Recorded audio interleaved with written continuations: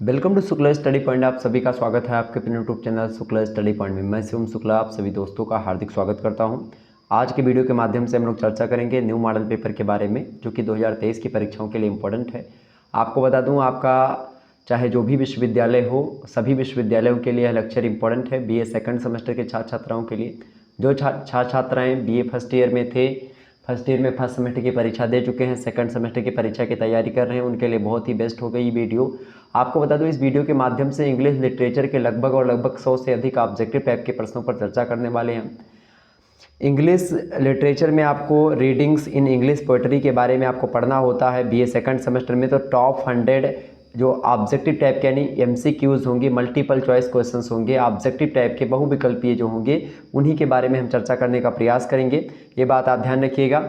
आप लोगों के लगातार कमेंट आ रहे थे। आपको बता दूं कि कुछ विश्वविद्यालय ऐसे जिसमें एक पेपर और 2 पेपर ऐसी व्यवस्था है कि पेपर 1 पेपर 2, तो चाहे आप पेपर 1 हो पेपर 2 हो, दोनों पेपर 1 और पेपर 2 को समाहित करने का प्रयास इस वीडियो के माध्यम से करने का मैं पूरी कोशिश किया हूं। तो आपको पेपर 1 और पेपर 2 के लिए भटकना नहीं है, एक ही वीडियो में पेपर 1 पेपर 2 सब कुछ समाहित कर दिया है। तो आप इस वीडियो को 2 से 3 बार जरूर देख लीजिएगा। चलिए हम चर्चा करने का प्रयास करते हैं, बड़ी तीव्र गति से आगे बढ़ेंगे हम। पहला प्रश्न आपकी स्क्रीन पर आ चुका है, सभी लोग देखेंगे। प्रश्न है the first elegies were written in. बताएं, जो पहली एक प्रकार से जो खास करके जो शोक गीत है, एलिजीज माने होता है शोक गीत, शोक गीत टाइप, ऐसे हिंदी में शोक गीत होता है, ठीक उसी प्रकार से निराला ने शोक गीत बहुत सारे लिखे हैं। तो इसी प्रकार से जो पहला अंग्रेजी का जो है शोक गीत वो कौन सा है, प्रश्न ये पूछा गया है। मतलब कि ये पूछा गया है कि भाई सबसे पहले जो है शोक गीत की परंपरा जो है कहाँ से चली है, रिटन इन, ग्रीक से या रोमन से।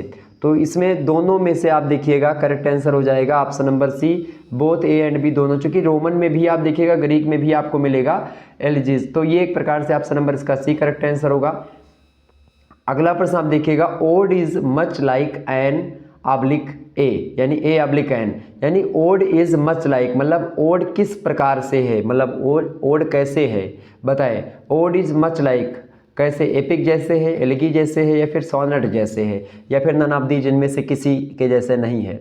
तो ode is much like A या एन, जैसे कि आप देखते हैं किसी के आगे, एपिक के आगे हो सकता है कि ए लगे या एन लगे, इसी प्रकार से एलिगी के, इसी प्रकार से सोनेट के। तो इसका करेक्ट आंसर हो जाएगा एलिगी, ठीक है। Ode is much like an elegy, option number B correct answer हो जाएगा। ये एक प्रकार से एलिगी की ही भांति होता है ओड, ऑप्शन नंबर इसका बी करेक्ट आंसर होगा। नेक्स्ट क्वेश्चन से आप देखिएगा, अगला प्रश्न आपकी स्क्रीन पर आ चुका, फटाफट से आप देखने का प्रयास करेंगे। Which literary form is first developed by poets writing in ancient Greek, यानी पूछा जा रहा है कि किस साहित्यिक विधा का सर्वप्रथम विकास जो है प्राचीन काल के जो यूनानी कवि रहे हैं उन कवियों ने किया है, ओड का या सोनेट का या बैलेड का। तो बताएं करेक्ट आंसर इसका क्या हो जाएगा। बिल्कुल आप सभी के करेक्ट आंसर है, ode is right answer, option number इसका ए करेक्ट आंसर हो जाएगा, ठीक है। नेक्स्ट क्वेश्चन आप देखिएगा, आपसे बन सकता है। प्रश्न है the earliest known from of literature is, मतलब कह रहा साहित्य का जो प्राचीनतम रूप है इनमें से कौन सा, एपिक पोएट्री यानी महाकाव्य की जो कविता, महाकाव्य रूपी कविता होती है वो, या फिलोसॉफी यानी दर्शन शास्त्र, या नाटक यानी कि ड्रामा, या फिर रोमांटिक ब्लेड्स यानी रोमांटिक गाथा गीत जिसको कहते हैं। ब्लेड्स माने होता है गाथा गीत, रोमांटिक माने तो रोमांटिक होता ही है। तो साहित्य का प्राचीनतम रूप कौन सा, ज्ञात रूप पूछा जा रहा है। देखिए, known from of literature earliest, बताएं तो सबसे प्राचीन इनमें से कौन सा है भाई, फटाफट से आप बताने का प्रयास करेंगे। तो the earliest known from of literature is epic poetry, option number इसका ए करेक्ट आंसर हो जाएगा। नेक्स्ट क्वेश्चन आप देखिएगा, which poem is a lengthy narrative work of poetry, प्रश्न आपसे कह रहा है कि किस प्रकार की कविता, प्रश्न क्या है आपसे, which poem is lengthy narrative work of poetry, मतलब कौन सी रचना जो होती थोड़ा लंबी होती है, मतलब लेंदी होती, बड़ी होती है, नरेटिव टाइप की होती है, बताएं तो वो कौन सी रचना है भाई। एपिक्स जो होते हैं वही, जैसे महाकाव्य जो है वही बात की जा रही है, ऑप्शन नंबर इसका सी करेक्ट आंसर हो जाएगा। अगला प्रश्न है व्हाट इज ब्लेड, ब्लेड क्या है, तो ब्लेड या गाथा गीत क्या है, तो गाथा गीत क्या है भैया, आ नरेटिव पोइट्री होती है गाथा गीत, ऑप्शन नंबर इसका ए करेक्ट आंसर हो जाएगा। नेक्स्ट क्वेश्चन आप देखिएगा, अगला प्रश्न है a blade is the kind of, a blade is a kind of, बताएं, मतलब ब्लेड का प्रकार है इनमें से, पोएम, सॉन्ग, स्टोरी, ये सभी है। Option number D correct answer होगा। नेक्स्ट क्वेश्चन से आप देखेंगे, which type of poetry express the thoughts of feelings of the poet, यानी किस प्रकार की कविता व्यक्ति के विचारों और भावनाओं को अभिव्यक्त करती है। बताइए, लिरिकल पोएट्री या लिरिक पोएट्री, ओड या एपिक्स, या none of these. Correct answer क्या हो जाएगा, फटाफट से आप बताने का प्रयास करेंगे। तो which type of poetry express the thoughts and feeling of the poet, correct answer हो जाएगा आपका option number A, lyric poetry. Option number A correct answer हो जाएगा इसका। नेक्स्ट क्वेश्चन आप देखिएगा, a poem that generally has matter and rhyme, matter माने होता है तुक और राइम माने होता है छंद। बताएं कौन सी, प्रश्न आपसे कह रहा है, प्रश्न आपसे कह रहा है कि एक कविता जिसमें आमतौर पर मैटर यानी तुक और राइम मतलब छंद जो हैं वो होते हैं। बताएं, लिरिक, फ्री वर्स या नरेटिव या none of these. Correct answer इसका क्या हो जाएगा, तो एक ऐसा पोयम जिसमें आमतौर पर तुक और छंद होते हैं उस कविता को हम क्या कहते हैं, उस कविता को हम कहते हैं लिरिक वाली पोएट्री जो होती है, लिरिक। ऑप्शन नंबर इसका ए करेक्ट आंसर हो जाएगा। नेक्स्ट क्वेश्चन आप देखिएगा, dramatic monologue means, dramatic monologue का क्या मतलब होता है, फटाफट से आप बताने का प्रयास करेंगे। ड्रामेटिक मोनोलॉग का क्या मतलब है, बताइए भाई सभी लोग। नाटकीय एकलाप कहते हैं ड्रामेटिक मोनोलॉग को, तो इसका मतलब क्या है, इसका मतलब क्या है भाई, सेल्फ कंजर्वेशन, स्पीड और task which includes intellectual presented dramatically. ये एक प्रकार से यानी कह रहा कि आत्म बातचीत यानी कि सेल्फ कंजर्वेशन, आत्म बातचीत, स्पीड यानी गति, और माने या अथवा, टास्क माने होता है वार्ता, जिसमें क्या होता है, इंक्लूड होता है, इंक्लूड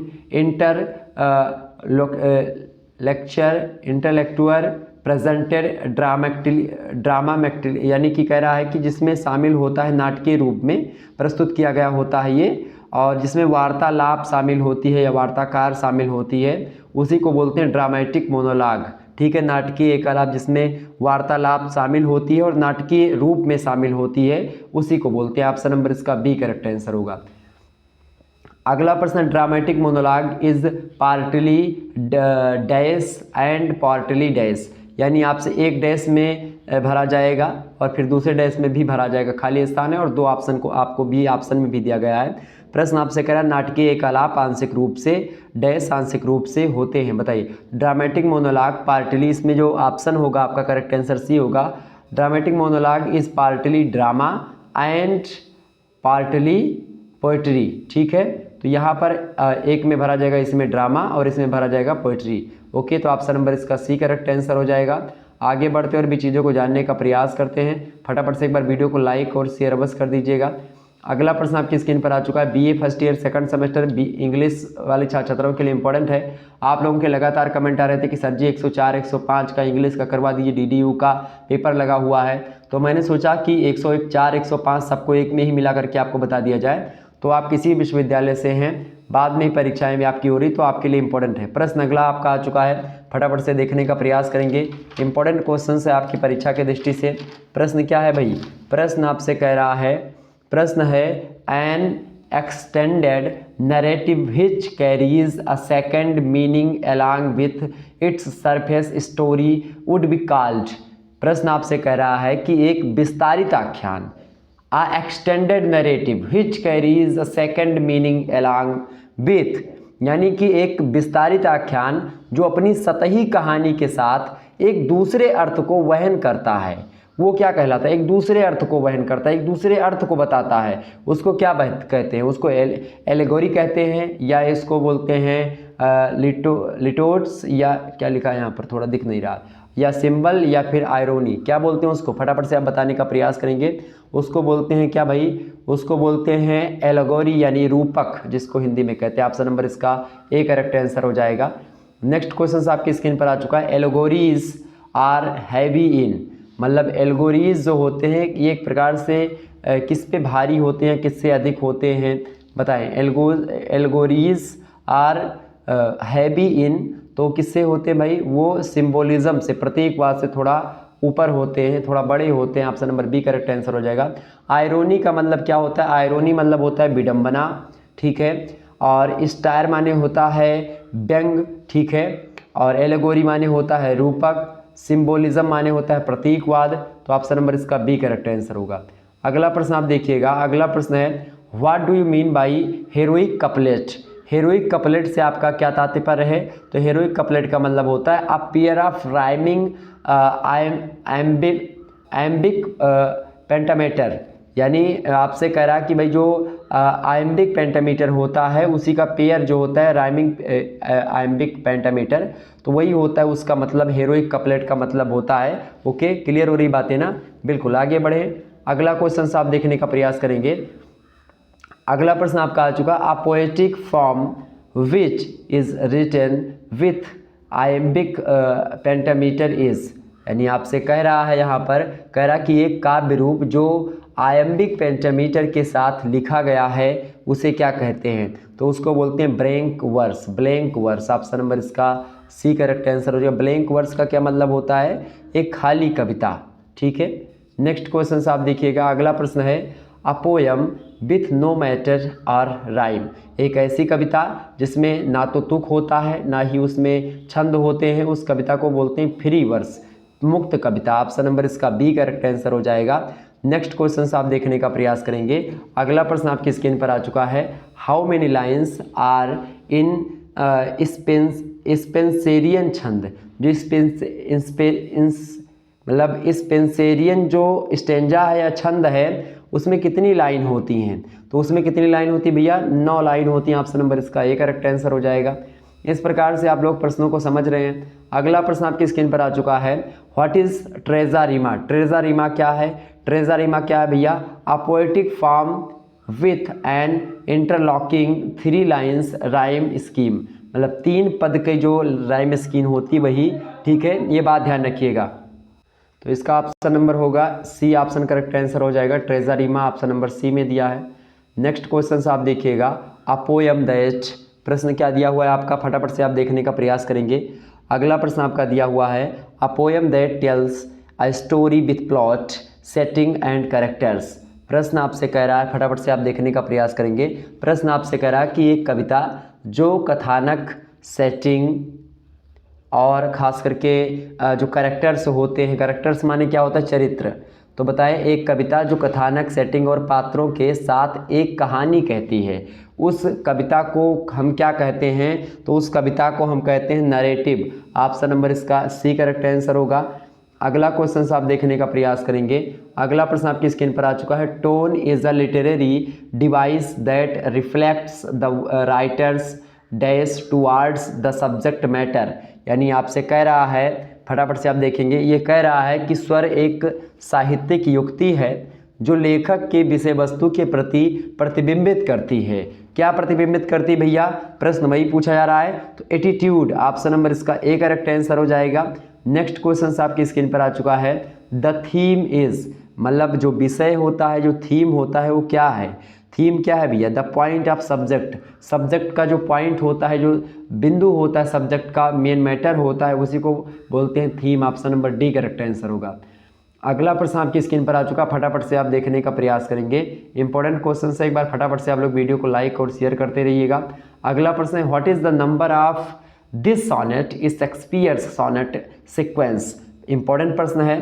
अच्छा, यहाँ पर दिस सॉनेट का मतलब है कि जो है, जो सॉनेट है शेक्सपियर का, आपके पाठ्यक्रम में संकलित विलियम शेक्सपियर का, let me not to the marriage of true minds, ये है। तो ये जो पूछा जा रहा है कि what is the number of this sonnet in Shakespeare sonnet, यानी कि प्रश्न आपसे कह रहा है, प्रश्न आपसे कह रहा है मेरे भैया, प्रश्न क्या कह रहा है? प्रश्न ये कह रहा है कि इस सॉनेट में, किस सॉनेट में? प्रश्न कह रहा है let me not to the marriage of true minds. ये सॉनेट है जो कि विलियम शेक्सपियर के द्वारा रचित है और आपके पाठ्यक्रम में संकलित है। वो किस नंबर पर है, यही आपसे पूछा जा रहा है। तो 116वें नंबर का सॉनेट है। Option number A correct answer होगा।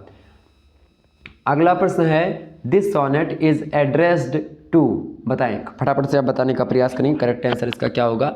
This sonnet is addressed to the dark lady, Queen Elizabeth या मिस्टर WH, बताएं। तो ये सॉनेट जो लिखा है इन्होंने, विलियम शेक्सपियर ने, किसको संबोधित है भाई? तो ये एक प्रकार से मिस्टर WH को है, ऑप्शन नंबर इसका सी करेक्ट आंसर होगा।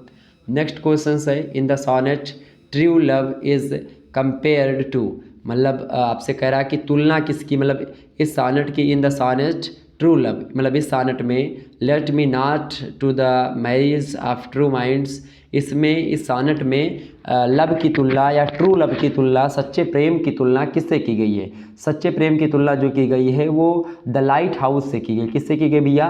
द लाइट हाउस से की गई है। ऑप्शन नंबर इसका बी करेक्ट आंसर हो जाएगा। B option is right answer, the lighthouse. Okay, B option correct answer हो जाएगा। नेक्स्ट क्वेश्चन आप देखने का प्रयास करेंगे। अगला क्वेश्चन आपकी स्क्रीन पर आ चुका है, फटाफट से आप देखिएगा। प्रश्न है, what according to Shakespeare's is the greatest quality of true love, मतलब शेक्सपियर के अनुसार ग्रेटेस्ट क्वालिटी जो ट्रू लव की है वो क्या है, मतलब कि जो महानतम गुण है एक सच्चे प्रेम का, वो क्या है? वो क्या है भाई? फटाफट से आप बताने का प्रयास करेंगे। तो पहला ही है option number A option, it remains unchanged, मतलब जो प्रेम अपरिवर्तित रहता है वही, मतलब प्रेम जो है वो क्या है? अपरिवर्तित रहता है। यही इसकी सबसे अच्छी क्वालिटी है, ग्रेटेस्ट क्वालिटी है एक सच्चे लव की। ऑप्शन नंबर इसका ए करेक्ट आंसर हो जाएगा। अगला प्रश्न आपकी स्क्रीन पर आ चुका है, true love is also compared to a heavenly body, what is it? What is it बताएं, करेक्ट आंसर क्या है? प्रश्न आपसे पूछा जा रहा है। प्रश्न क्या है आपका? प्रश्न आपसे कह रहा है, true love is also compare to a heavenly body, मतलब जो है ट्रू लव की तुलना जो की जाती है एक स्वर्गीय बॉडी से की जाती है, एक स्वर्गीय शरीर से की जाती है। वह स्वर्गीय शरीर क्या है? What is it? तो वो पोल स्टार है। पोल स्टार माने होता है ध्रुव तारा। ऑप्शन नंबर इसका बी करेक्ट आंसर होगा। नेक्स्ट क्वेश्चन है, how many sonnets were written by Shakespeare, Shakespeare ने कितने सोनेट लिखे हैं भैया? तो शेक्सपियर के सोनेट की संख्या बिल्कुल 154, option number D correct answer होगा। अगला प्रश्न आपसे पूछा गया है, how many sonnets are addressed to the dark lady, मतलब कितने जो सोनेट लिखे हैं विलियम शेक्सपियर ने डार्क लेडी को संबोधित करते हुए, तो उन्होंने कितने लिखा भैया? उन्होंने 26 सोनेट लिखा है। ऑप्शन नंबर इसका ए करेक्ट आंसर होगा। नेक्स्ट क्वेश्चन है, Shakespeare's sonnet are constitute of, यानी आपसे कह रहा है कि शेक्सपियर के सोनेट जो है उसका जो गठन हुआ है, शेक्सपियर के सोनेट्स का जो गठन हुआ, प्रश्न क्या है? शेक्सपियर्स सोनेट्स आर, बिल्कुल शेक्सपियर के सोनेट्स का जो गठन है वो किया गया है। बताएं गठन कैसे किया गया, उसको इकट्ठा किया गया है।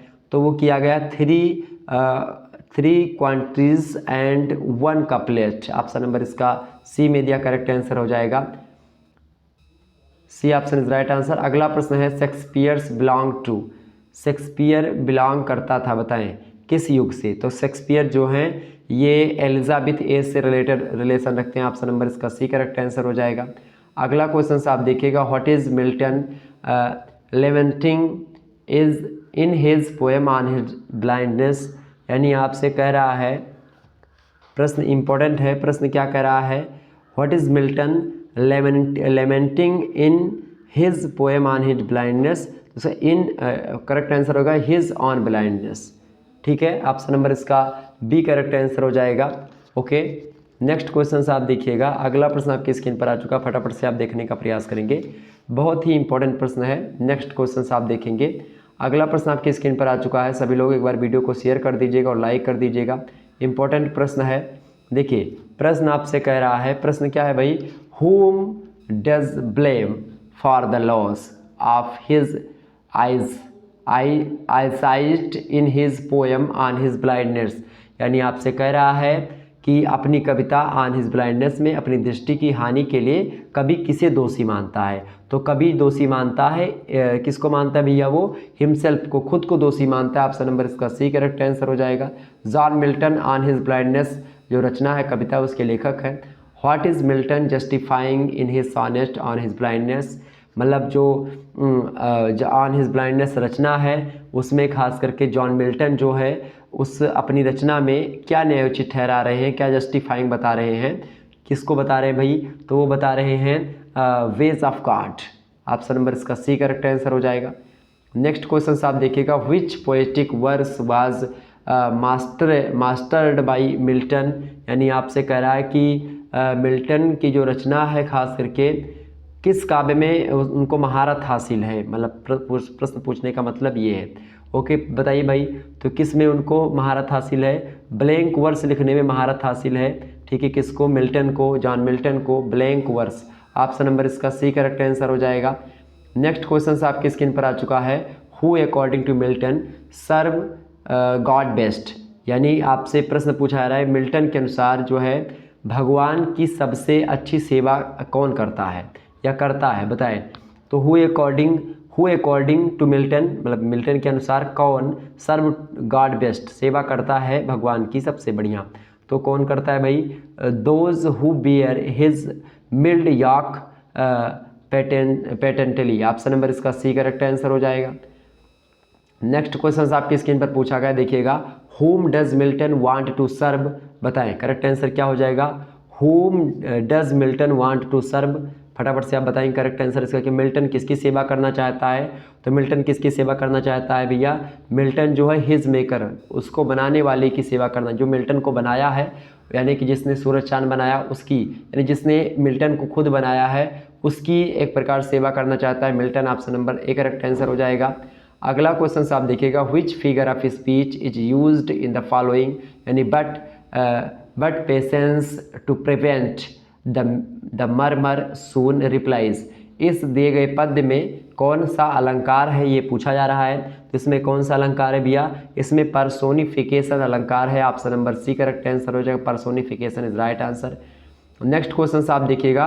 Which is the greatest epic written by Milton, ये इनमें से कौन सा महानतम एपिक जो महाकाव्य है वो मिल्टन के द्वारा लिखा गया है। तो मिल्टन के द्वारा लिखा गया जो महाकाव्य है महानतम वो है पैराडाइज लॉस्ट। ऑप्शन नंबर इसका सी करेक्ट आंसर हो जाएगा। C option is right answer. Next question आप देखिएगा। अगला प्रश्न है which among the following is an elegy by Milton, मतलब इनमें से निम्नलिखित में से एल्गी जो है वो मिल्टन की कौन सी है इनमें से।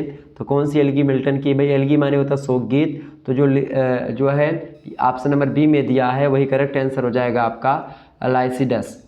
ओके नेक्स्ट क्वेश्चन आप देखिएगा। अगला प्रश्न है the theme of Milton sonnet on his blindness, मतलब जो मुख्य विषय है मिल्टन के सोनेट का खास करके ऑन हिज ब्लाइंडनेस में वो क्या है। तो वो क्या है भाई? वो क्या है? बिल्कुल option number D correct answer हो जाएगा।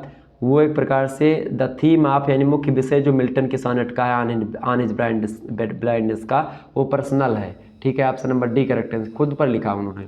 नेक्स्ट क्वेश्चन आप देखिएगा। What is the chair quality of the poems of done, मतलब कि आपसे प्रश्न कर रहा है। प्रश्न क्या है भाई? जो एक प्रकार से प्रश्न है कि जो चीफ क्वालिटी है पोएम की खास करके डन के पोएम की वो क्या है चीफ क्वालिटी। यहाँ पर चेयर गलती से लिख गया चीफ क्वालिटी। ठीक है, तो चीफ क्वालिटी जो मिल्टन के पोएम की डन के पोएम की है वो कौन सी है? डन के पोएम की चीफ क्वालिटी है लव। उन्होंने लव पर ज़्यादा लिखा है। ऑप्शन नंबर इसका सी करेक्ट आंसर हो जाएगा। चीफ क्वालिटी है उनके खास करके पोएम की। ठीक है, नेक्स्ट क्वेश्चन आप देखिएगा। अगला प्रश्न आपकी स्क्रीन पर आ चुका, फटाफट से वीडियो को शेयर करेंगे और लाइक करेंगे। प्रश्न आपका आ चुका है भाई। प्रश्न है to which school of poetry did Donne belong, मतलब ये किस स्कूल ऑफ पोइट्री से बिलोंग करते थे जो डन थे। डन मतलब जॉन डन। जॉन डन एक लेखक कवि हैं, तो उन्होंने वो किस स्कूल ऑफ पोइट्री से बिलोंग करते हैं? तो वो मेटाफिजिकल स्कूल ऑफ पोइट्री से बिलोंग करते हैं। ऑप्शन नंबर डी करेक्ट है। मेटाफिजिकल माने होता है आध्यात्मिक। ओके नेक्स्ट क्वेश्चन आप देखिएगा। अगला प्रश्न है what is the name given to Donne's symbolize, मतलब कि आपसे कह रहा है यहाँ पर कि डन की उपमाओं को क्या नाम दिया गया है। डन की उपमाओं को क्या नाम दिया गया भैया? उसको कॉन्साइट नाम दिया गया। ऑप्शन नंबर ए में दिया करेक्ट आंसर हो जाएगा। नेक्स्ट क्वेश्चन आप देखिएगा। अगला प्रश्न आपकी स्क्रीन पर आ चुका है। प्रश्न है what is the chief quality of the absence of lovers, मतलब एब्सेंस ऑफ लवर्स जो है इनकी रचना है, तो एब्सेंस ऑफ लवर्स में उसकी चीफ क्वालिटी क्या है? मतलब एब्सेंस ऑफ लवर में तो स्ट्रॉन्गर लवर। ऑप्शन नंबर इसका बी करेक्ट आंसर हो जाएगा। नेक्स्ट क्वेश्चन आप देखिएगा। Which smiles has been used for secrecy of love, मतलब कि प्रेम की जो गोपनीयता है उसके लिए क्या उपमा का प्रयोग किया गया है? किस उपमा का प्रयोग किया गया प्रेम की गोपनीयता के लिए? तो rich man. Option number B correct answer हो जाएगा। अगला क्वेश्चन से आप देखिएगा, प्रश्न है वेयर शुड लव। प्रश्न बड़ा इंपॉर्टेंट है। प्रश्न क्या है, where should love be kept concretes. बताएं करेक्ट आंसर क्या हो जाएगा इसका भाई, कॉन्क्रीट। बताएं करेक्ट आंसर इसका क्या हो जाएगा भाई, फटाफट से आप। यानी प्रेम को कहाँ छुपा कर रखना चाहिए, प्रेम को कहाँ पर छुपा कर रखना चाहिए, इन माइंड, अपने दिमाग में उसको बचा करके रखना चाहिए, छुपा करके। ऑप्शन नंबर इसका बी करेक्ट आंसर हो जाएगा। अगला क्वेश्चन आपकी स्क्रीन पर आ चुका है, what is the basic quality of true love. Basic quality true love की क्या है, फटाफट से आप बताने का प्रयास करेंगे। What is the basic quality of true love. तो बेसिक क्वालिटी ट्रू लव की क्या है भाई, फटाफट से आप बताने का प्रयास करें। करेक्ट आंसर क्या हो जाएगा, what is the basic quality of true love. Option number C, beyond place and time. Option number इसका सी करेक्ट आंसर हो जाएगा। नेक्स्ट क्वेश्चन आप देखिएगा, who has been addressed in the poem, spirit of absence, spirit of love, spirit of time या फिर death. Correct answer क्या हो जाएगा, who has been addressed in the poem. Correct answer इसका क्या होगा, फटाफट से आप बताने का प्रयास करेंगे। करेक्ट आंसर क्या है भाई आपका, who has been addressed in the poem, यानी यह पोएम संबोधित करता है, यह पोएम संबोधित करता है भाई spirit of love. Option number इसका ए करेक्ट आंसर हो जाएगा। अगला प्रश्न आप देखिएगा, अनुपस्थिति की भावना को एक प्रकार से वह एड्रेस्ड करता है, संबोधित करता है यह पोएम। नेक्स्ट क्वेश्चन आपकी स्क्रीन पर आ चुका है, what kind of poems is present in absence, यानी प्रेजेंट इन अब्सेंस पोएम में किस प्रकार का पोएम है ये, तो ये किस प्रकार का पोएम है भैया, ये ड्रामेटिक मोनोलॉग है। ऑप्शन नंबर इसका सी करेक्ट आंसर हो जाएगा। इंपॉर्टेंट प्रश्न है, परीक्षा में आया हुआ प्रश्न। अगला प्रश्न है, how many stanzas are there in the poem. How many stanzas are there in the poem, important प्रश्न है। तो how many stanzas are there in the poem, तो फटाफट से आप बताने का प्रयास करें। करेक्ट आंसर क्या हो जाएगा, इसका करेक्ट आंसर हो जाएगा ऑप्शन नंबर सी, पद। यानी कि कितने पद हैं खास करके इस पोएम में, किस पोएम में भैया, किस पोएम में, तो प्रेजेंट इन अब्सेंस पोएम में जो कि जॉन डन के द्वारा लिखा गया है, उसमें कितने पद हैं, तो उसमें 4 पद हैं। यही प्रश्न आपसे पूछा गया था, ये बात आप ध्यान रखिएगा। इंपॉर्टेंट प्रश्न है आपकी परीक्षा की दृष्टि से, ये बात थोड़ा सा ध्यान रखिएगा, ठीक है। आगे बढ़ते हुए भी चीज़ों को जानने का प्रयास करते हैं। अगला प्रश्न आपकी स्क्रीन पर आ चुका है, फटाफट से आप देखने का प्रयास करेंगे। अगला प्रश्न क्या है, प्रश्न है देखिए, अपोप इज रिप्रेजेंटेटिव पोएट ऑफ। बताएं जैकोबियन एज या रेस्टोरेशन एज या न्यू क्लासिकल एज या विक्टोरियन एज। करेक्ट आंसर क्या हो जाएगा। प्रश्न बड़ा ही इंपॉर्टेंट है। प्रश्न आपसे कह रहा है कि प्रश्न है कि अपोप इज अ रिप्रेजेंटेटिव पोएट, मतलब किस युग के पोएट हैं, कौन, पोप मतलब अलेक्जेंडर पोप। अलेक्जेंडर पोप इनका पूरा नाम है। अलेक्जेंडर पोप किस युग से रिलेटेड है भैया, तो वो नियो क्लासिकल एज से रिलेटेड हैं Alexander Pope. Option number C correct answer हो जाएगा। अगला क्वेश्चन आप देखिएगा, Pope is regarded as the greatest. बताएं ड्रामिस्ट, मतलब कि ड्रामा थे या फिर स्टेरिस्ट थे या फिर सोनेटर हैं या एपिक पोएट हैं वो, तो बताएं जो खास करके अलेक्जेंडर पोप हैं वो क्या है भाई, वो एक प्रकार से वो व्यंग्यकार है, एक अच्छे व्यंग्यकार है, स्टेरिस्ट हैं यानी कि व्यंग्यकार हैं, ठीक है। ऑप्शन नंबर इसका बी करेक्ट आंसर हो जाएगा। नेक्स्ट क्वेश्चन आपकी स्क्रीन पर आ चुका है, फटाफट से आप देखिएगा, which of the following poems is pops masterpiece. मतलब कि प्रश्न आपसे कह रहा है पोप का यानी अलेक्जेंडर पोप का सबसे महान जो एक प्रकार से रचना है, सबसे महान जो पोएम है उनका, वो कौन सा है। सबसे महान पोएम जो उनका है वो कौन सा, the ref of the lock. Option number ए में दिया करेक्ट आंसर हो जाएगा। इस प्रकार से आप लोगों ने बहुत सारे प्रश्नों को जानने का प्रयास किया। तो शुरुआती लगभग मैंने कुछ प्रश्नों के बारे में चर्चा कर ली है।